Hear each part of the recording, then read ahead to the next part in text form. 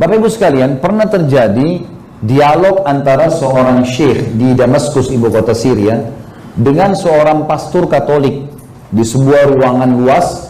Di situ dihadiri oleh banyak mahasiswa Muslim sama mahasiswa Nasrani. Naiklah si pastor ini ke atas podium membuka pembicaraan mengatakan, kalian umat Islam ini melarang pengikut kalian untuk menyembah berhala. Nggak boleh sembah patung, nggak boleh sembah pohon, nggak boleh pakai jimat. Tapi kalian sendiri semuanya menyembah berhala. Buktinya kalian sujud menghadap Ka'bah. Ka'bah itu juga berhala, batu. Bedanya yang disembah oleh orang misalnya patung hewan, ini kalian rumah. Yang kedua, kalian mengharamkan babi dengan alasan salah satunya babi makan kotoran. Sementara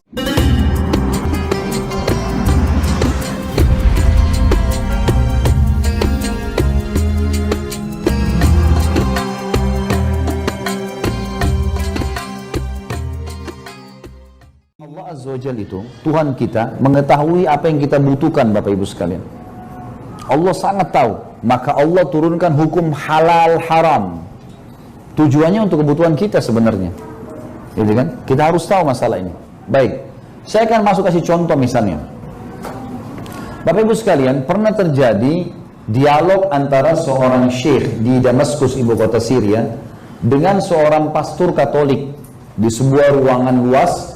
Di situ dihadiri oleh banyak mahasiswa Muslim sama mahasiswa Nasrani. Dialog agama nih, seperti biasa yang Ahmad Didat lakukan sama Dr. Zaki Naik lakukan dengan beberapa pastor-pastor. Yang jelas terjadi dialog nih. Naiklah si pastor ini ke atas podium membuka pembicaraan mengatakan, kalian umat Islam ini melarang pengikut kalian untuk menyembah berhala. Nggak boleh sembah patung, nggak boleh sembah pohon, nggak boleh pakai jimat. Tapi kalian sendiri semuanya menyembah berhala. Buktinya kalian sujud menghadap Ka'bah. Ka'bah itu juga berhala, batu. Bedanya yang disembah oleh orang misalnya patung hewan, ini kalian rumah. Secara akal benar juga gitu kan. Jadi itu kalian sembah berhala juga sama. Yang kedua, ini jadi saksi bahasan kita. Kalian mengharamkan babi dengan alasan salah satunya babi makan kotoran. Sementara saya bisa buat peternakan, kata si pasturnya, peternakan di Eropa, peternakan babi terbesar di Eropa, saya akan minumkan susu, saya makankan daging sama sayuran, nggak ada penyebab haramnya. Sementara kalian umat Islam makan ayam itu makan kotoran. Ini dua syubhat, dua alasan dia ingin menyerang Islam. Tapi subhanallah, Allah selalu menyiapkan orang yang bisa membela agamanya ya. Berdiri si syekh ini mengatakan, pastor, sudah selesai sudah, baik, Anda tetap di podium, saya jawab sementara saya di sini, karena dia mau berikan petunjuk kepada anak-anak muslim di sini. Ini pertanyaan ringan, bukan berat. Maka dijawablah sama dia bilang, kalau yang pertama Anda mengatakan kami menyembah berhala Ka'bah, Anda keliru. Kami tidak menyembah Ka'bah. Yang kami lakukan adalah menjalankan perintah Tuhan kami, sujud menghadap Ka'bah. Kasusnya perintah, bukan tempatnya. Kalau perintah Allah sujud ke lautan, kami sujud ke lautan. Ke pohon, kami ke pohon. Perintahnya ke Ka'bah. Ka'bah itu sebuah rumah. Dan Anda perlu tahu, Ka'bah itu kalau mau rubuh direnovasi oleh umat Islam. Ka'bah itu berapa kali renovasi? Simbolik saja, gitu kan? Nggak lebih daripada itu. Allah suruh kita hormati, iya. Allah suruh hadapkan kiblat, iya. Allah suruh kita tawaf, iya. Allah sujud menghadap sana, iya. Tapi nggak lebih daripada itu. Makanya sahabat Nabi Umar bin Khattab pernah berkata, Umar ini orangnya tinggi besar ya. Kalau dia duduk di atas kuda, kakinya sampai di tanah. Jadi 2 meter lebih tingginya Umar itu. Kalau berdiri mungkin seperti pintu ini gitu. Yang jelas, Umar radhiyallahu anhu ini itu pernah di musim haji di zaman khilafahnya beliau lagi tawaf lewat di depan Hajar Aswad. Apa kata Umar? Hai Hajar Aswad. Dia sengaja mau dengarin orang-orang di situ.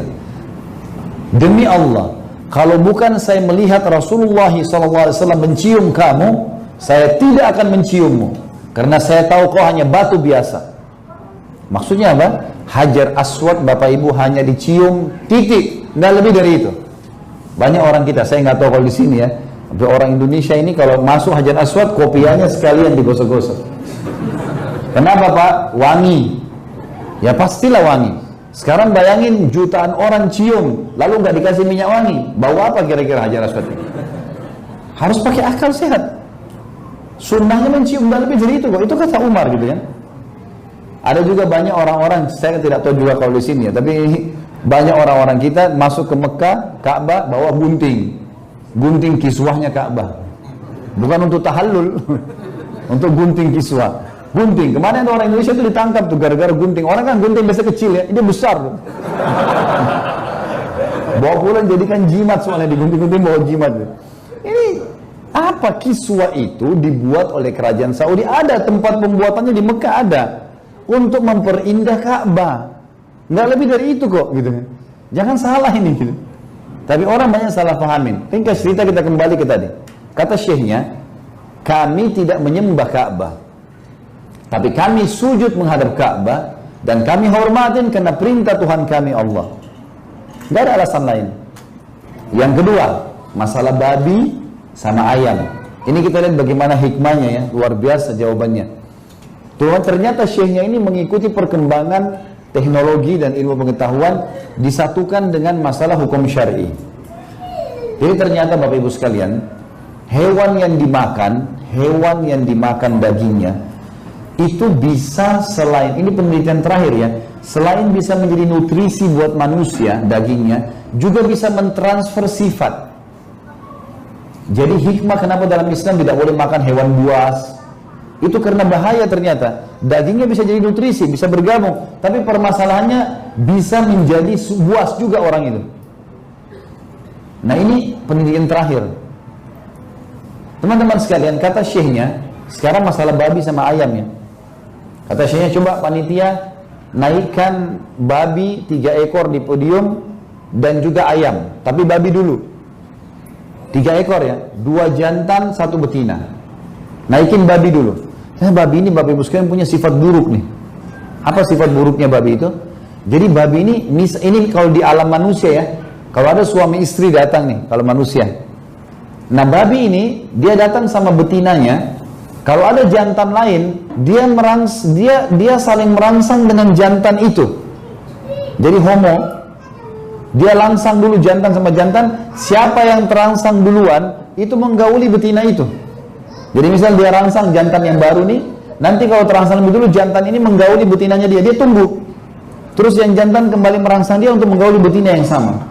Ini sifat buruknya babi, berbahaya sekali. Jadi ternyata selain punya cacing pita yang mematikan, memang dia punya sifat itu. Orang kalau sering makan babi, kecemburuannya hilang. Nggak ada sama sekali cemburunya. Kata syekhnya, sudah lihat bagaimana perilakunya babi terhadap betinanya. Dibiarin jantan lain menggauli betina di depan matanya, nggak lihat, turunin, naikin ayam. Kan tadi pastor kasih contoh babi sama ayam. Kata syekhnya, naikin ayam. Ternyata ayam ini jantan sama jantan, kalau ada 2 bersaing nih, yang menang akan dapat betina itu, dan betina ini akan dijaga sampai dia mati. Mana pernah ada yang bisa mendekati betinanya jantan tuh? Kalau di ayam, dikejar sama dia. Biarpun dia kalah, tetap dia bertahan di situ. Dia nggak akan tinggalin gitu kan? Kata syekhnya, inilah perbedaan dan perumpamaan antara kami dengan kalian. Kalian seperti babi itu, kami seperti ayam itu. Tapi ada contohnya tuh. Karena kami dalam Islam punya mahram. Istri saya, ibu saya, tante saya, saudari saya, anak saya perempuan tidak boleh sembarangan orang sentuh. Mau ada adabnya, datang akad nikah baru halal, kalau enggak boleh, gitu kan? Seperti itulah. Jadi Bapak Ibu sekalian, Islam datang memang dengan kemuliaan. Allah tidak memerintahkan sesuatu kecuali baik.